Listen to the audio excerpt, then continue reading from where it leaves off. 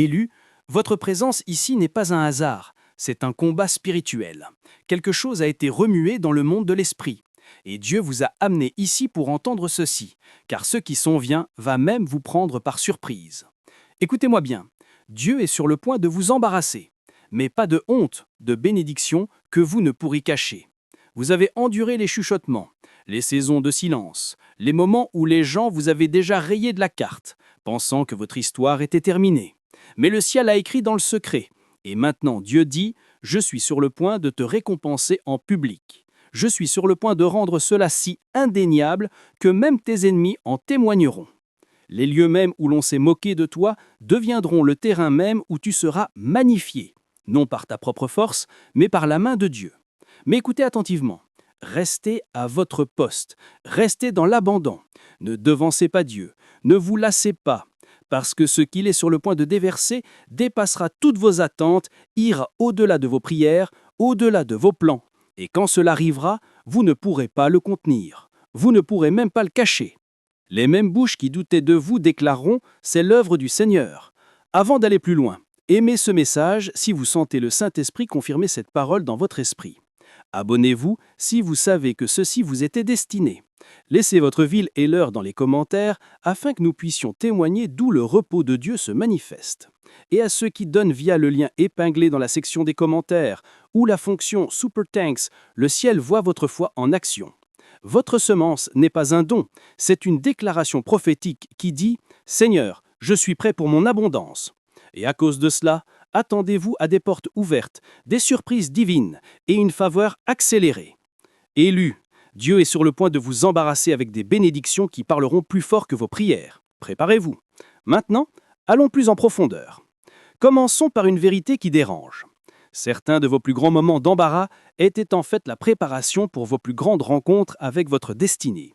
Ce qui ressemblait à un échec, ce qui était ressenti comme une humiliation, et ce qui semblait être une impasse était le terrain de préparation secret de Dieu. Il ne gaspille pas ni votre douleur, ni votre silence, ni votre obscurité. Chaque larme que vous avez versée, chaque fois que vous vous êtes senti invisible, chaque moment où vous avez été rejeté ou ignoré, Dieu prenait des notes. Il n'était pas absent, il orchestrait une scène où seule sa gloire pourrait briller. Romains 8, 28. Nous savons du reste que toute chose concourt au bien de ceux qui aiment Dieu, de ceux qui sont appelés selon son dessein. Ce mot « toute » inclut les moments où vous vous êtes endormi en pleurant, où vous avez douté de votre valeur, où les gens ont colporté des rumeurs sur votre chute, où vous avez dû prétendre que tout allait bien alors que ce n'était pas le cas. Dieu rassemblait des preuves dans l'obscurité pour révéler sa puissance dans la lumière. Parfois, Dieu permet que vous soyez embarrassés par les circonstances, pour qu'il puisse embarrasser vos circonstances avec sa gloire. Ce qui était destiné à vous briser sera la chose même que Dieu utilisera pour vous élever, pour prouver qu'il est celui qui écrit le dernier chapitre de votre histoire. Il l'a fait pour Joseph, il l'a fait pour Anne, il l'a fait pour Mardoché, il l'a fait pour David. Chacun d'eux a traversé une saison où il semblait que Dieu les avait oubliés. Leur vie paraissait piégée dans des cycles de honte, de stérilité, de rejet ou d'obscurité. Mais quand Dieu est intervenu, il l'a fait d'une manière que personne ne pouvait nier. Il a rendu leur justification publique, leur promotion indéniable et leur histoire inoubliable. Parce que Dieu est spécialiste des renversements divins. Prenez Joseph par exemple, vendu en esclavage par ses propres frères, emprisonné injustement, oublié dans un cachot. Puis, soudain, Pharaon l'a fait appeler. En une seule conversation, Joseph est passé de prisonnier à premier ministre, Genèse 41, 41. Et Pharaon dit à Joseph, « Vois, je te donne le commandement de tout le pays d'Égypte. » Pouvez-vous imaginer cela? Hier, vous étiez enchaîné. Aujourd'hui, vous êtes aux commandes. Ce n'est pas juste une élévation, c'est un embarras divin pour vos ennemis. Dieu inverse le scénario de telle manière que tous ceux qui vous avaient écartés n'ont d'autre choix que d'assister à votre ascension. Peu importe ce qui a entouré votre vie ces derniers temps.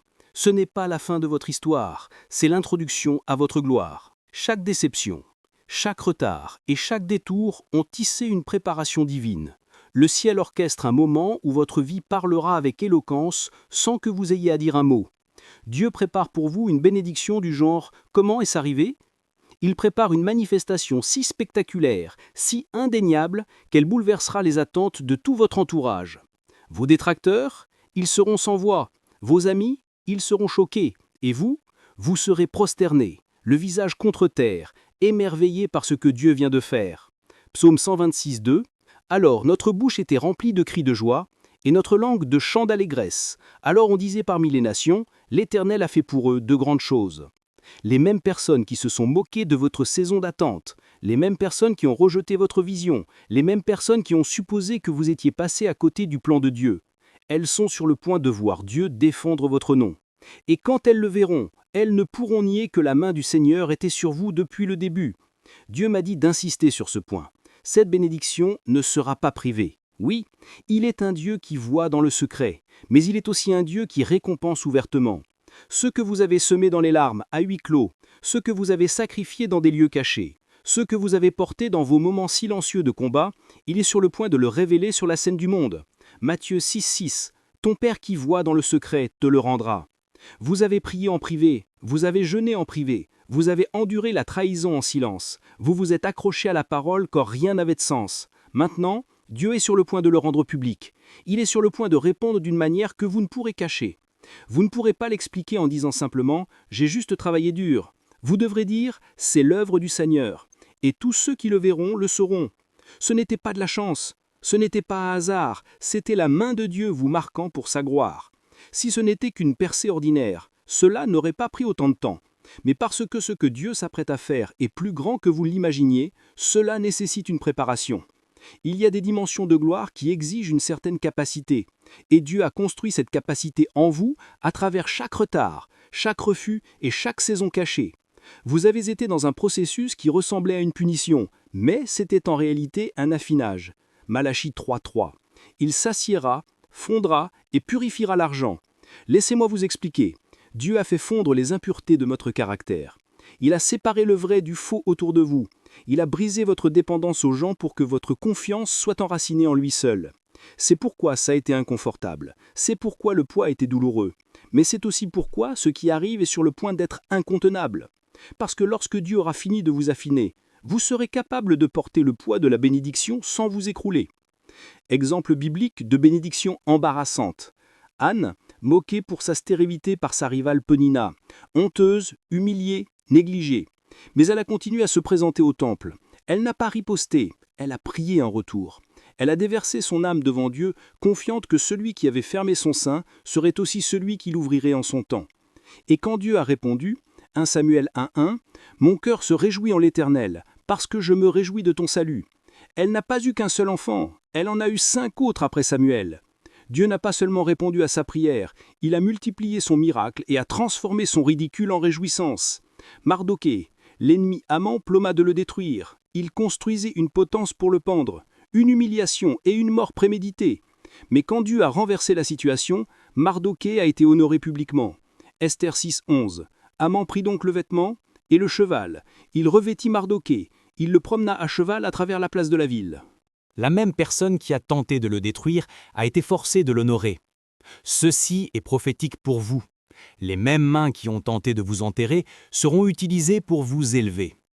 Méphibosheth, infirme, oublié, boiteux des 2 pieds, vivant à Lodébar, un lieu stérile et oublié. Puis David l'envoie chercher.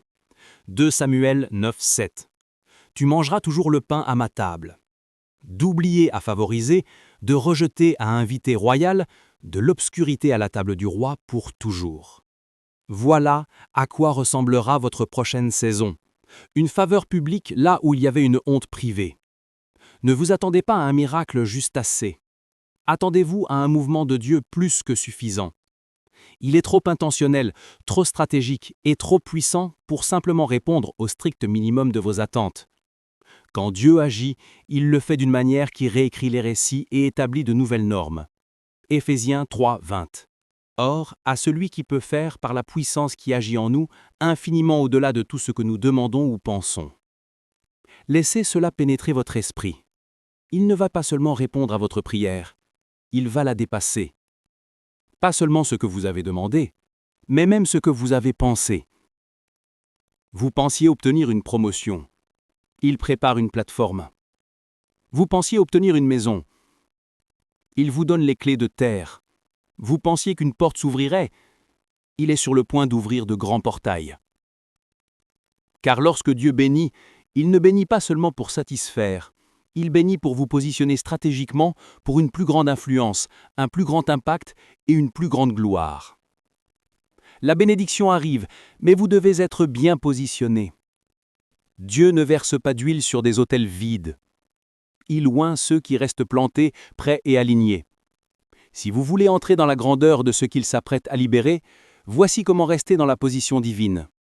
Restez fidèle dans l'attente, même quand il semble que rien ne bouge.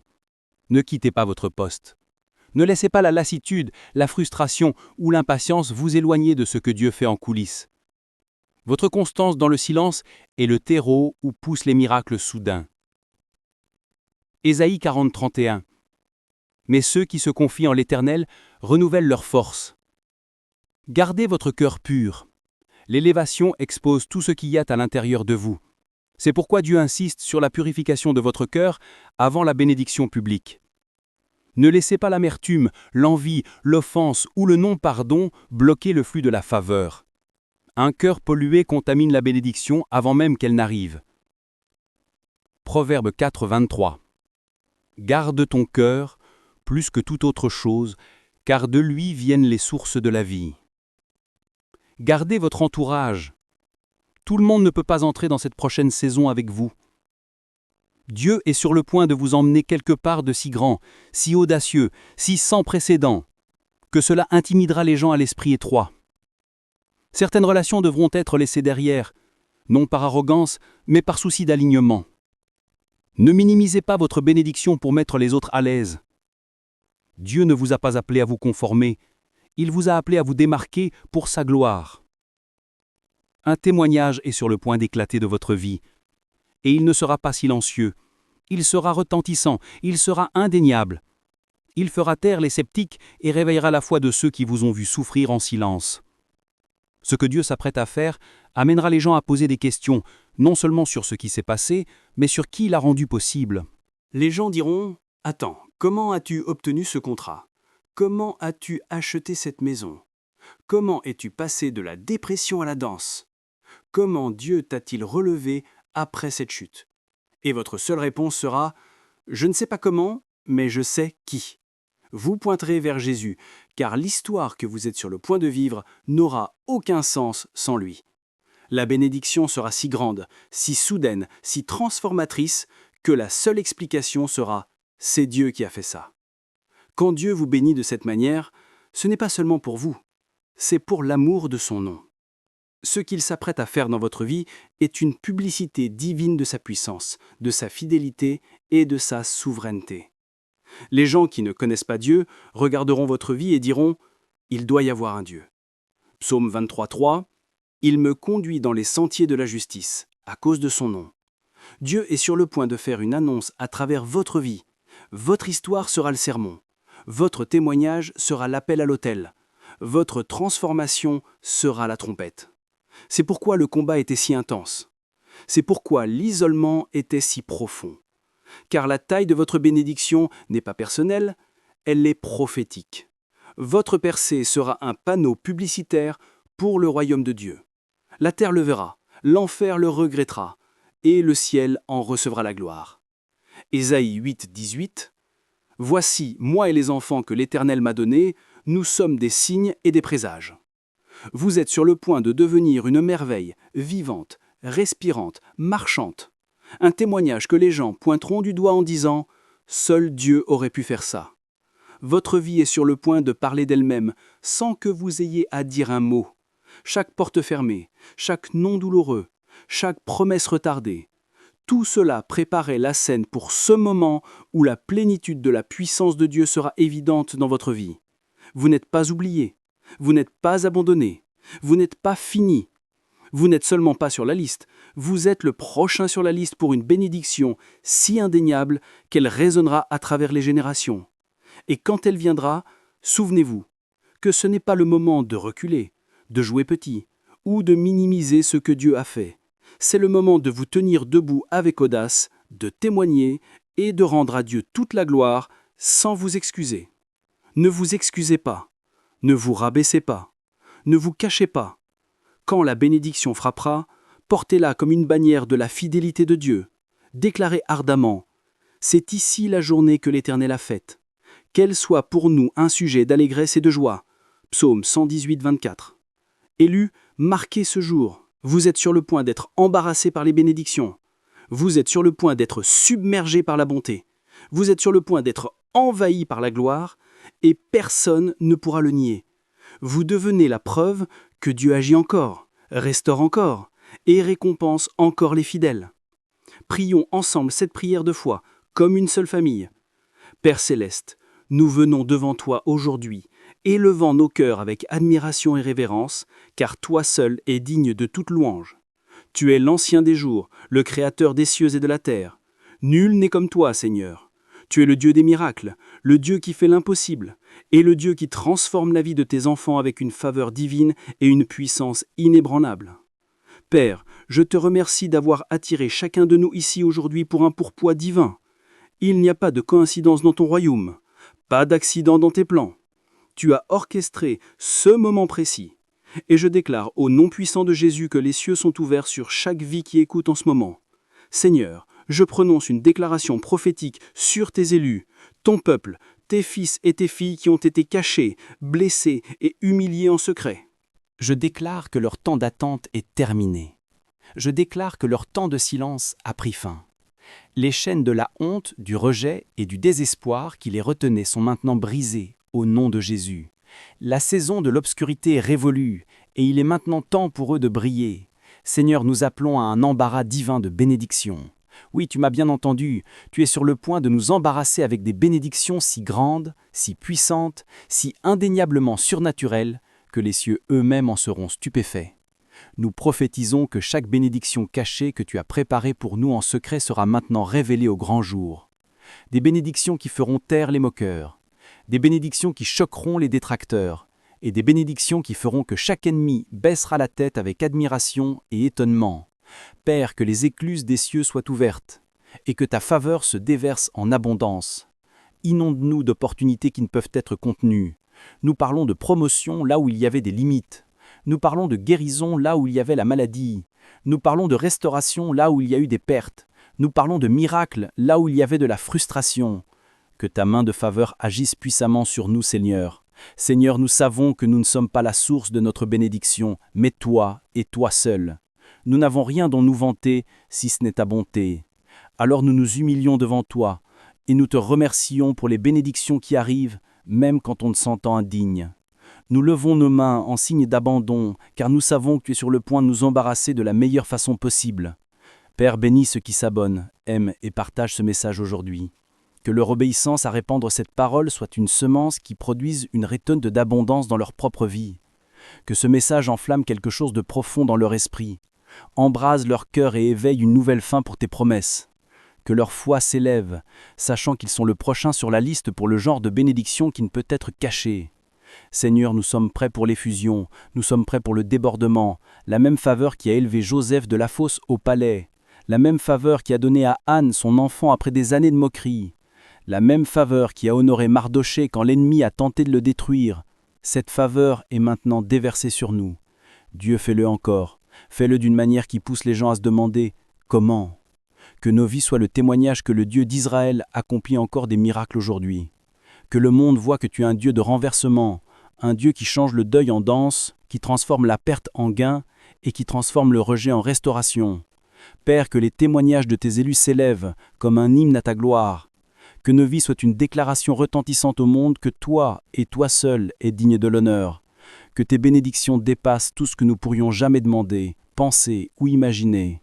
Et que nous n'oublions jamais que c'est toi seul qui l'as fait. Seigneur, que les bénédictions que tu t'apprêtes à libérer soient si indéniables, si visibles, que personne ne pourra remettre en question leur origine. Que ceux qui nous entourent voient et sachent que nous avons été marqués par ta faveur, et qu'ils te glorifient pour cela.